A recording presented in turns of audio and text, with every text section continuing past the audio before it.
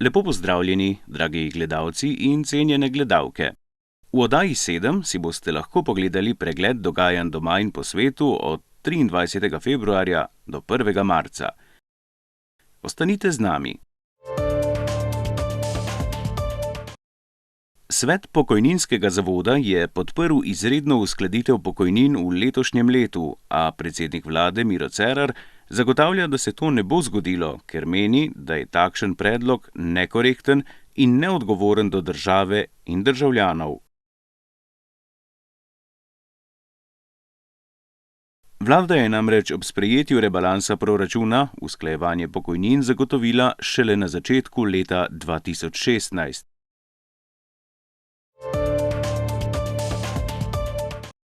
V Portorožu so delegati SD-ja za predsednika konference SD-ja izvolili Bojana Kontiča, za podpredsednico pa Darjo Lavtižar Bebler.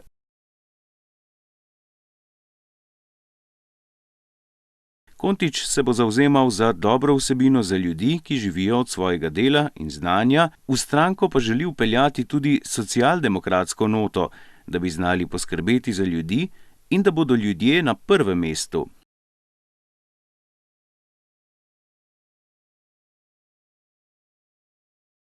Lavtižar Beblerjeva bo poskusila izpostaviti največje težave, kot je status tistih upokojencev, ki komajda preživijo kljub polni delovni dobi, spodbujala pa bo tudi delovanje žensk v stranki.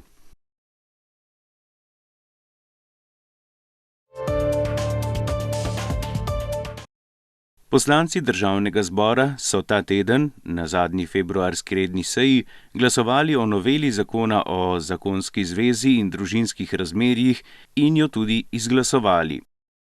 Podporo temu predlogu novega družinskega zakonika, ki ga je podala istospolna skupnost in ki izenači zakonsko zvezo dveh oseb istega ali različnega spola, so izrekli v SMC-ju, Združeni levici SD-ju in Zavezništvu Alenke Bratušek. Nasprotniki te novele pa že napovedujejo referendum. Proti zakonskim spremembam je tudi katoliška cerkev.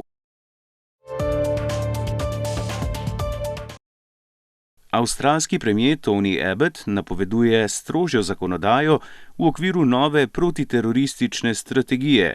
Med njimi je tudi predlog odvzema državljanstva ljudem, povezanim s terorizmom. Prav tako bi izgubili tudi pravice do socialnih transferjev. Po podatkih njihovega obrambnega ministrstva se v terorističnih skupinah v Iraku in Siriji bori 70 Avstralcev.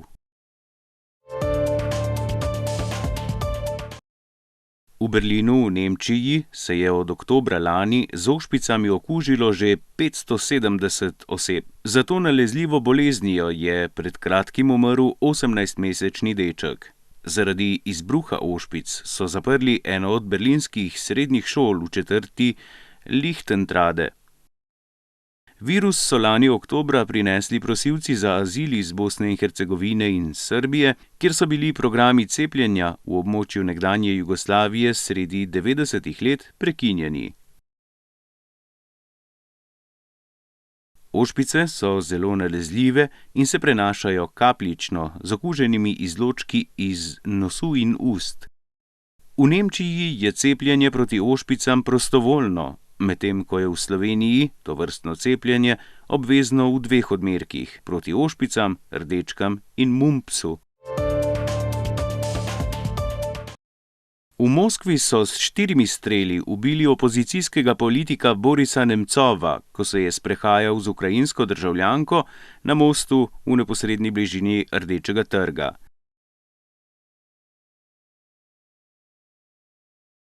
Spremljevalka je ostala nepoškodovana. Nemcov je bil eden od vodilnih opozicijskih politikov, ki je bil na čelu več množičnih protestov proti Putinu. Boril se je tudi za mir v Ukrajini in proti vmešavanju Rusije. Tik pred novim protestom, ki naj bi ga imeli v nedeljo, dan preden je bil Nemcov ubit, je ta Ruse pozval, naj se pridružijo shodu, na katerem bodo zahtevali konec vojne v Ukrajini. Organizatorji so napovedani shod odpovedali, namesto tega pa se je 70.000 ljudi zbralo na žalnem zborovanju za Nemcova.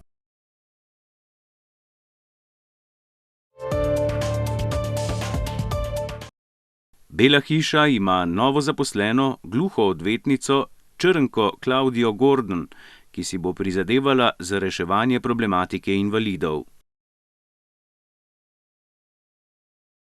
Otroštvo je preživela na Jamajki in se zaradi diskriminacije, ki jo je doživljala, odločila za poklic odvetnice. Predtem je delala za Nacionalno zvezo gluhih odvetnikov in v odvetniškem centru ter na Ministrstvu za domovinsko varnost. Hvala lepa za pozornost in se vidimo ponovno prihodnji teden. Nasvidenje.